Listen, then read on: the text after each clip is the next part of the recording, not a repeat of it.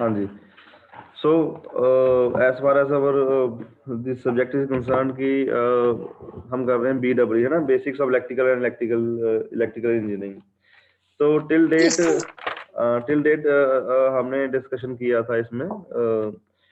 एक तो we started with कि हाँ जी रेजिस्टेंस होती है आपकी कुछ, what is resistance. So we started with resistance, ठीक है। तो लास्ट लेक्चर में कल जिन्होंने लेक्चर लगाया था उसमें एक रेजिस्टेंस थी, तो एक एक टर्म आई थी अपने पास रेजिस्टिविटी की, ठीक है जी। Then we discussed about conductance, after that we discussed about conductivity.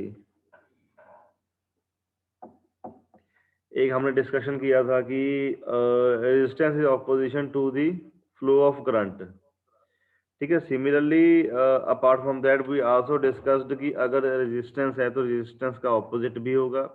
अगर करंट को अपोज हो रहा है, मतलब कि रोक टोक हो रही है कि हाँ जी जहाँ पे आपका सर्किट है वहाँ पे resistance is opposition to the flow of current, तो सिमिलरली कंडक्टेंस होती है कि जो ease of flow of current हो जाएगा, है ना। तो ये सारे कुछ हमने अपने हो गए। तो एक एक एक और चीज आता है आपके सामने, कुछ कंपोनेंट होते हैं।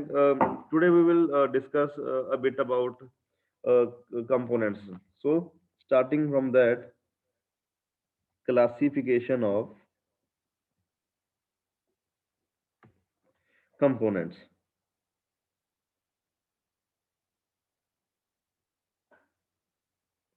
ठीक है जी। So anyone know कि what type of components are there? So मैं आपको बता देता हूँ, आपको पढ़ा होगा आपने। So one among them is active components,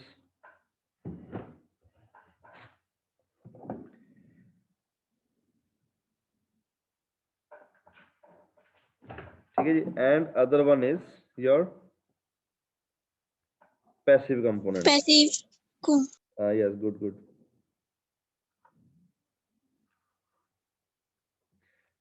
Active components and passive components. So ये जो अपने एक्टिव कंपोनेंट्स होते हैं, तो इसके बारे में हम कहते हैं कि these components can perform the function of the circuit independently, can perform function of the circuit independently. So one more thing to discuss कि during the lectures, so we will be using certain shortcuts, कि जैसे क्योंकि जैसे आप अभी first year में हो तो you are new to this.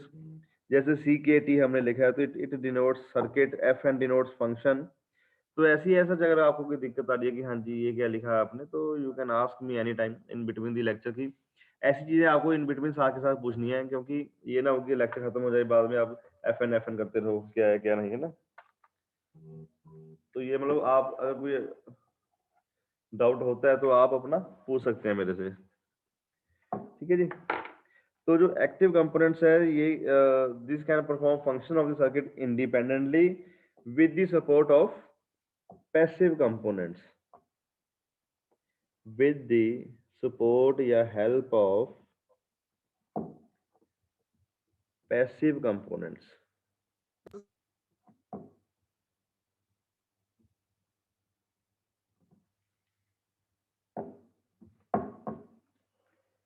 ठीक है जी।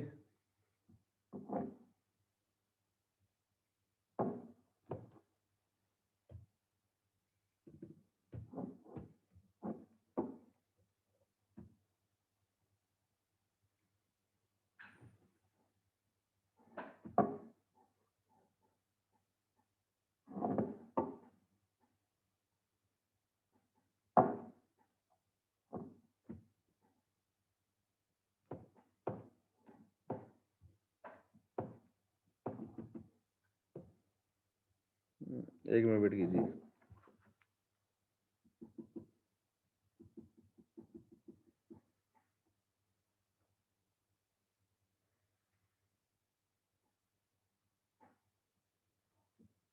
So,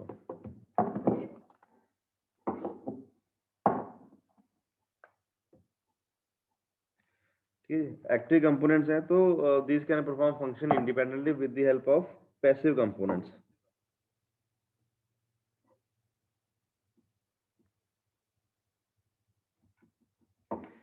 And other type is your passive components.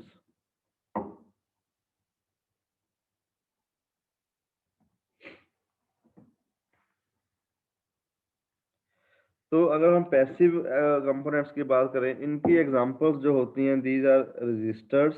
Your resistors जो हम यूज करते हैं, रजिस्टर्स हो गए, इंडक्टर्स हो गए एंड कैपेसिटर्स हो गए. और अगर एक्टिव कंपोनेंट की बात करें, जो एक्टिव कंपोनेंट्स की अगर हमने एग्जांपल्स की बात करनी है, तो दीज आर डायोड्स. तो these perform the function of rectification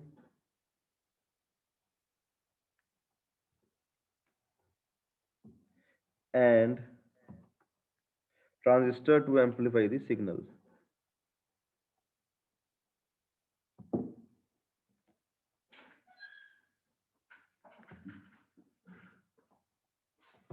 ठीक है जी. इस सभी के आपको नोट्स प्रोवाइड हो जाएंगे, कोई दिक्कत नहीं है अभी, क्योंकि आपके लिए understanding, basic understanding is necessary for you. तो notes will be provided later on. अभी आप कंसेप्ट क्लियर कीजिए अपना. तो अभी ये नहीं करना कि हाँ जी हाँ. और सेकेंडली, अगर किसी को नोट वगैरह करने की कोई जरूरत नहीं है कि हाँ जी कॉपी खोल के हाँ हाँ मैं साथ के साथ नोट्स बना लूँगा, आपने नोट्स नहीं बनाने हैं इसके. तो everything will be provided by me. तो अभी आपने सिर्फ समझने में अपना कंसंट्रेशन लगाना कि हाँ जी आपको अभी समझ में आना चाहिए सारा कुछ. ठीक है जी. Yes, So, sir. ठीक है. So, again discussing components can be classified as active components and your passive components. ठीक है जी. अब इसके बाद आ गया कि आपकी कंपोनेंट्स हैं, तो उन्हें आइडेंटिफिकेशन कैसे होंगी. तो रजिस्टर्स होते हैं, तो कुछ रजिस्टर्स होते हैं, है ना. एक एक आपकी हम बात कर लें कि रजिस्टर्स होते हैं हमारे पास. ठीक है जी. तो रजिस्टर्स बेसिकली अगर हमने किसी एक और लैंग्वेज में हमें बताना हुआ आपको कि अगर इसे थोड़ा सा डिफाइन करना हो, this is used to limit the amount of current और to divide the voltage in a circuit. Resistors की अगर हम बात करें, ठीक है जी, resistor this is used to limit the amount of current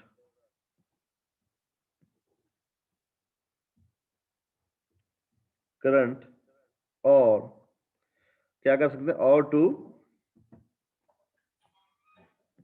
divide voltage in a circuit. Obvious है, अगर करंट रेजिस्टेंस है तो it is opposition to the flow of current. Resistance हम इंक्रीज या डिक्रीज करके we can limit the amount of current in our circuit, या हम voltage divide भी कर सकते हैं. ठीक है जी. तो इसके फिक्स रजिस्टर्स होते हैं कि उनकी क्या वैल्यू होती है. तो ये ऐसे है. ठीक है जी. अब वेरिएबल एक तो हो गया, फिक्स्ड रेजिस्टेंस होगी आपकी, है ना. अब मान लीजिए ये एक रेजिस्टेंस है, तो अभी यहाँ we are just clearing your concept कि हाँ जी ये क्या है. तो it is important to students from your practical point of view, from your अपने extra knowledge point of view. तो ये these are the sort of questions which are to be asked in your external vivas, या कोई भी होते हैं, या कभी आपका कोई इंटरव्यू वगैरह हो तो वहाँ पे हम अपना होता है. ठीक है. फिक्स्ड रजिस्टर्स होते हैं. मान लीजिए एक आपके हो गए फिक्स्ड रजिस्टर्स. ठीक है. मान लीजिए ये जो आपका फिक्स रजिस्टर है, this is your 100 ohm resistor. ठीक है. ये आपका 100 ओम का रजिस्टर है. तो फिक्स्ड का मतलब क्या हुआ आपका कि ड्यूरिंग योर प्रैक्टिकल वर्क या during your operation in a circuit you can not increase और decrease this resistance.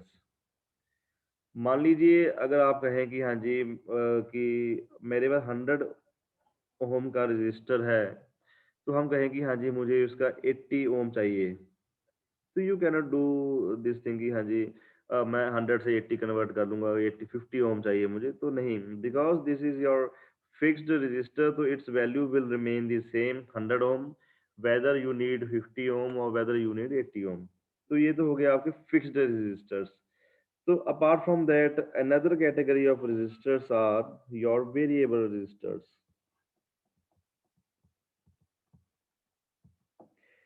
Variable resistors as the name suggest, तो जो अपना पहले में था कि मैंने बोला कि 100 ohm resistor you need you have, तो आपने उसमें 80 ओम यूज करना है। तो वेरिएबल रजिस्टर में क्या है कि आप उसमें अगर 100 ओम है तो आप उसे 50 ओम तक यूज कर सकते हैं।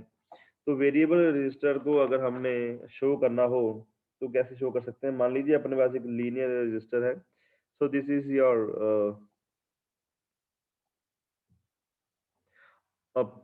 रॉड। तो इसमें क्या है,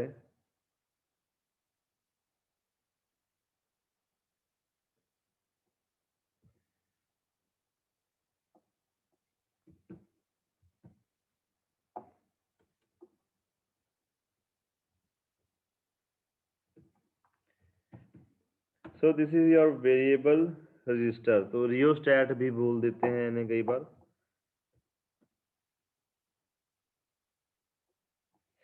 इसमें नंबर ऑफ टर्न्स दिए होते हैं, सो दीज आर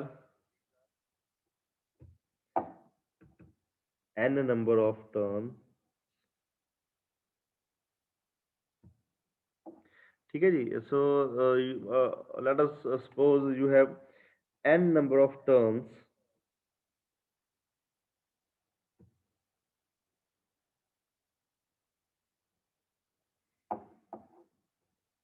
ठीक है जी, ये जो आपके है,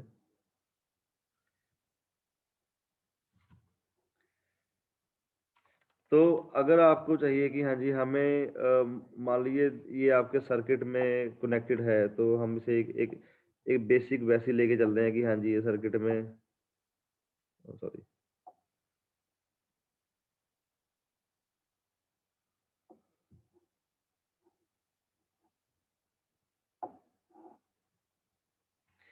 ठीक है, मान लीजिए ये आपके सर्किट में इन्वॉल्व है, तो दिस इज योर सर्किट।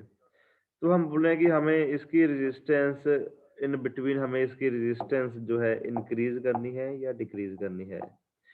तो अगर whenever we have to increase our resistance, so we will basically increase the number of turns। ठीक है, अब मान लीजिए ये अपने पास जो था, ये रेजिस्टेंस था इसमें, है ना। तो अगर मान लीजिए करंट है जो इतने एरिया से निकल के जाएगा, यहाँ पे मान लीजिए 50 नंबर ऑफ टर्न्स है जो हम यहाँ पे कर रहे हैं, तो यहाँ पे करंट फ्लो करेगा, तो यहाँ पे थोड़ी रेजिस्टेंस होएगी, तो वो रेजिस्टेंस है वो उससे करंट हम कम कर देंगे।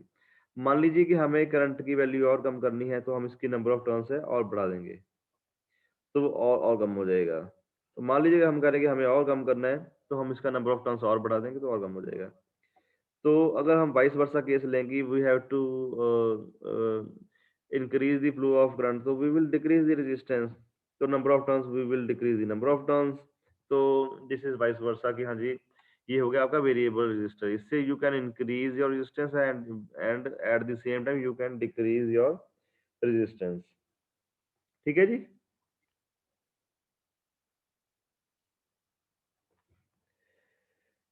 So inductors का we also discussed about the inductors। So next come your inductor part, inductors। So inductor is basically shown as this। So this is your inductor। तो इंडक्टर के बाद वी हैड कैपेसिटर। कैपेसिटर का हमने discuss किया था। ठीक है, inductor हो गया, कैपेसिटर हो गया। तो you also go through this things, आप अपनी बुक्स जो मैंने भेजी है उसमें से देख लेना एक बार, वो आप उसमें देख लेना। तो उसके बाद लीनियर नॉन लीनियर एलिमेंट्स आ गए आपके। तो लीनियर एलिमेंट से पहले अपना हम एक डिस्कशन करेंगे ओम्स लॉ की, है ना। इन इन यस्टरडेज लेक्चर हमने कुछ बात किया था कि ओम एक यूनिट है, तो यूनिट के साथ साथ एक ओम्स लॉ भी अपने पास आया था कि ओम्स लॉ बेसिकली क्या होता है। ठीक है जी, कैन एनीवन टेल कि ओम्स लॉ क्या होता है? हाँ जी,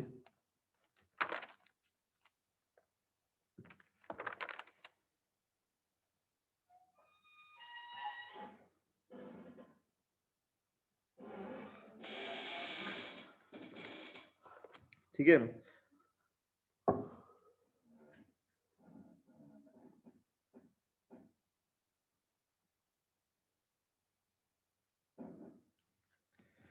इससे पहले हम आपको कुछ कंपोनेंट्स के बारे में बताएंगे कि ओम्स लॉ बेसिकली है। तो ओम्स लॉ में, to understand Ohm's law you need to know certain elements.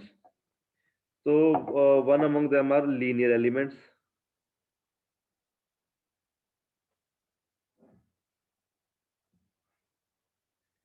You have linear elements, you have non-linear elements.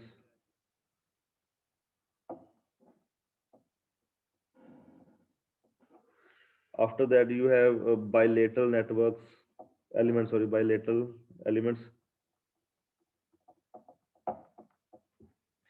So what are linear elements? So again a question arises here. हमारे पास तीन question आ रहे हैं, question 1, question 2 and question 3, and you should make note of these questions. It may be asked in your MSTs or it may be asked in your final PTO examination. तो 2 number के question है। तो एक question है, what are the linear elements? What are linear elements? Give example. What are nonlinear elements and give their examples. And similarly, what are bilateral networks? या इसके बाद unilateral होता है, उनके example.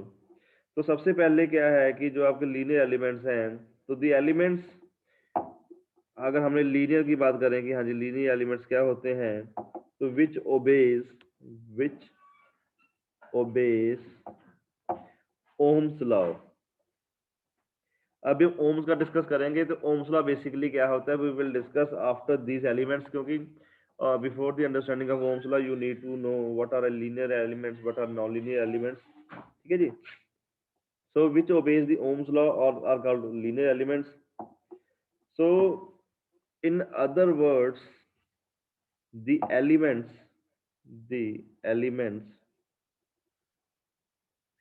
that obey the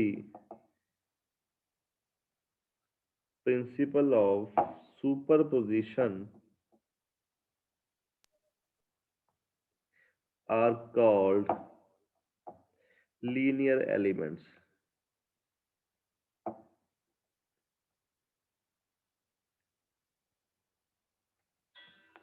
linear elements का जो response है वो भी आपको लीनियर रिस्पॉन्स आएगा आपके पास। ठीक है जी। अब इसके बाद है non linear elements, those elements whose VI characteristics, ये आपका VI characteristics हो गया, वोल्टेज है ना, VI characteristics।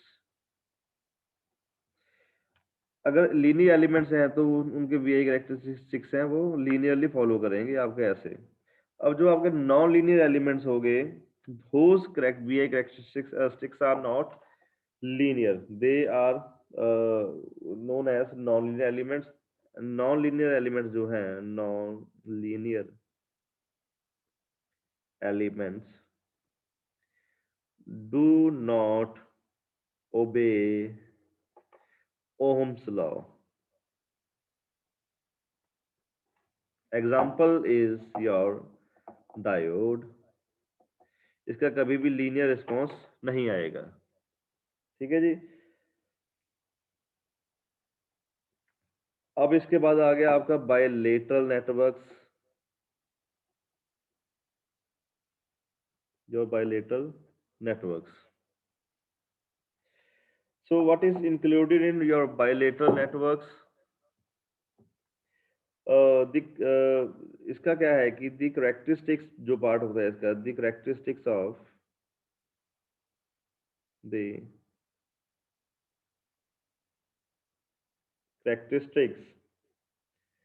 of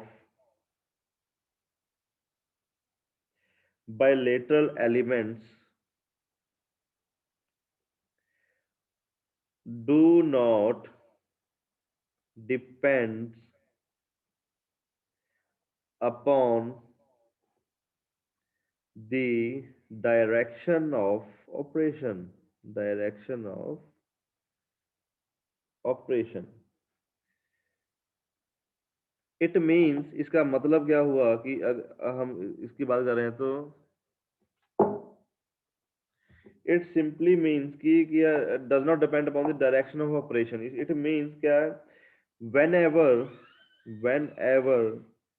the polarity of applied voltage across them is changed,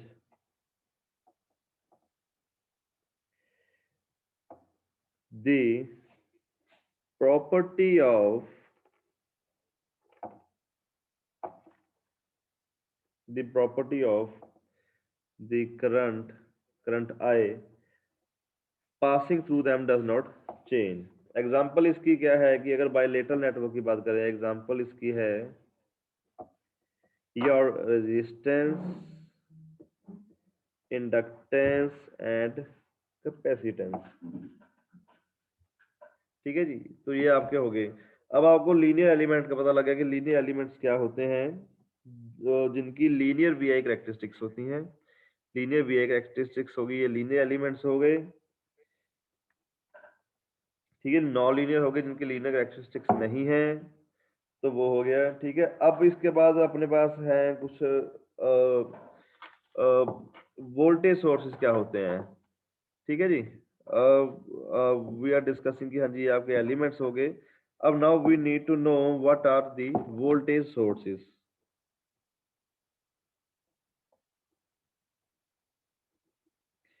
because whenever you will be studying your BW subject, तो उसमें क्या है कि सीधा आपके पास क्या आएगा, हाँ जी रेजिस्टेंस हो गया, कैपेसिटेंस हो गया, इंडक्टेंस हो गया, तो सीधा उसके बाद आपकी बुक्स में आएगा ओम्स लॉ कि हाँ जी what is Ohm's law. Ohm's law आएगा, फिर KCL किरचॉफ्स करंट लॉ आ जाएगा, किरचॉफ्स वोल्टेज लॉ आ जाएगा। पर ये जो हम कर रहे हैं, तो these are the basic things which should be clear in your minds कि हाँ जी ये कुछ होता है। क्योंकि बुक्स में या कहाँ पे कोई भी बुक्स अगर आप मे भी कुछ फॉलो करोगे तो उसमें सीधा सीधा टॉपिक के ऊपर है, तो इंटरनली जो सिस्टम है तो वो basics should be clear, basics जो आपके हैं वो क्लियर होने चाहिए। ठीक है जी, तो अब वोल्टेज सोर्सेज जो है, अब वोल्टेज सोर्सेज की अगर बात करें तो what are voltage, what are the, एक क्वेश्चन भी एक यहाँ पे आ रहा है, तो एक क्वेश्चन हम नोट कर सकते हैं, एक और फोर्थ क्वेश्चन जो है, so what are the various voltage sources. ठीक है जी, तो वोल्टेज सोर्सेज कौन कौन से हैं, क्या क्या होते हैं, वो आपको बताना है। तो अब सबसे पहले अगर हम वोल्टेज सोर्सेज की बात करें, तो independent voltage source is a two terminal device. Independent voltage source is a two terminal device। अब क्या है कि टू टर्मिनल डिवाइस का मतलब क्या है, इससे पहले you need to know the voltage जो है, the voltage across its two terminals remains constant irrespective of the current conditions। ठीक है, अब आपने लेक्चर ध्यान से सुनना है क्योंकि मैं सीधा आपको करवा रहा हूँ, तो I am not following any book. तो मैं जहाँ पे मैं नोट पैड पे नोट कर रहा हूँ, तो वो मैं आपको वो आपके व्हाट्सएप ग्रुप्स में शेयर कर दूंगा। ठीक है जी, तो independent voltage source is a two terminal device होता है, तो ये कह रहे हैं कि वोल्टेज जो इसके अक्रॉस टू टर्मिनल्स है, it always remains the same irrespective of the current conditions. तो जो आपका डायरेक्ट करंट वोल्टेज सोर्स है, तो it is like a battery, तो ये आपका होगा ऐसे।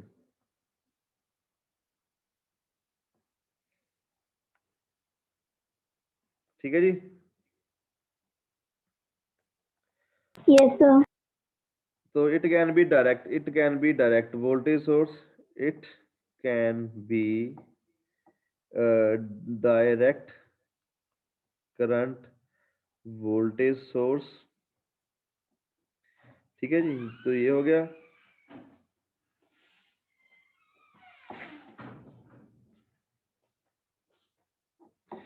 तो it can be alternating current voltage source as obtained from your transformer। तो उसमें क्या है कि हम इसे ऐसे भी रिप्रेजेंट कर सकते हैं। ठीक है जी, ये हो गया वोल्टेज सोर्स हो गया, तो ये वी टी हो गया, V T is equal to V M sine omega T. ठीक है जी, तो ये हो गया एक पार्ट। आफ्टर दैट ये वोल्टेज सोर्स हो गया, इंडिपेंडेंट हो गया। तो अब एक है आइडियल वोल्टेज सोर्स है। अगर इंडिपेंडेंट की बात कर रहे हैं तो we need to discuss about ideal voltage source also. What is your ideal voltage source? Ideal voltage source क्या होता है? आइडियल का मतलब आइडियल इटसेल्फ मींस कि हाँ जी आपने आइडियल ले लिया कि हाँ जी basically ideal things never exist, but practically हमें आइडियल कंडीशंस कभी कभी लेके चलनी पड़ती हैं कि हाँ जी हम कह रहे हैं कि सिस्टम में जीरो लॉसेस हों। तो दीज आर आइडियल कंडीशंस। मान लीजिए आपका ट्रांसफार्मर है, वी से एन आइडियल ट्रांसफार्मर, मान लीजिए उसकी 100% एफिशिएंसी है बट नहीं है। ठीक है, तो अगर हम और बात करें कि किसी भी चीज की 100% जो है नहीं होती, तो आइडियल वोल्टेज सोर्स हम मान के चलते हैं कि it has zero internal resistance.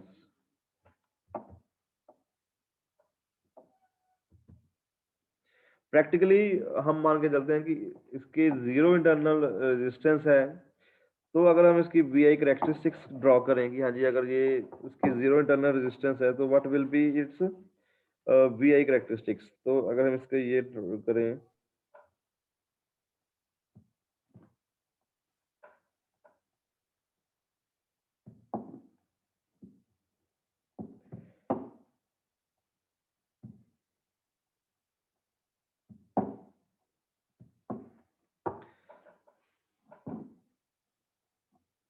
Voltage हो गया, करंट हो गया,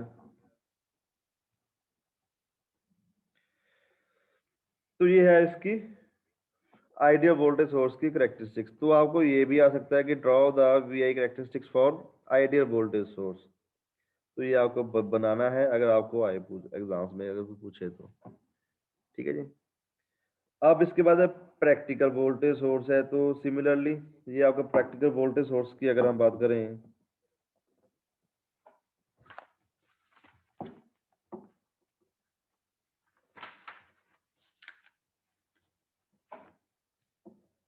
तो मान लीजिए ये है आपके पास। अभी आपने किसी तरह कंफ्यूजन नहीं होना है, तो अभी हम सिर्फ सर्किट्स की बात करेंगे क्या क्या होते हैं। जैसे जैसे we will advance in our subject, तो वैसे वैसे अपने जैसे जैसे कोई न्यूमेरिकल्स आएंगे तो हम वैसे सॉल्व करेंगे। तो हम उसमें रिकॉल भी किया करेंगे, हाँ जी हमने पहले ये डिस्कस किया था, ये किया था। तो ये आपका वोल्टेज सोर्स हो गया, प्रैक्टिकल वोल्टेज सोर्स हो गया। अगर इसकी हमने करेक्टरिस्टिक्स ड्रॉ करनी है कि अगर इस सर्किट का करेक्टरिस्टिक्स क्या होगा, तो कुछ भी नहीं होगा, इसका सिंपल है, जस्ट ऐसे ड्रॉ कीजिए और ये आपका हो गया। ये आपका आई आर आ गया। ये कैसे आया, तो ये फर्दर जब हम एडवांस करेंगे तो उसमें आपको क्लियर हो जाएगा। तो ये प्रैक्टिकल वोल्टेज सोर्स की अगर हम बात करें तो ये वो हो गया। आफ्टर दैट अगर हम, हाँ जी भाई लोग, अगर हम बात कर रहे हैं कि वोल्टेज सोर्स है, तो a question should be in your mind कि अगर वोल्टेज सोर्स की बात कर रहे हैं तो करंट सोर्स भी कुछ ना कुछ होगा। ठीक है, तो करंट सोर्सेज क्या होते हैं, तो इसके बाद जो नेक्स्ट अपना आ रहा है तो अगला है करंट सोर्सेज।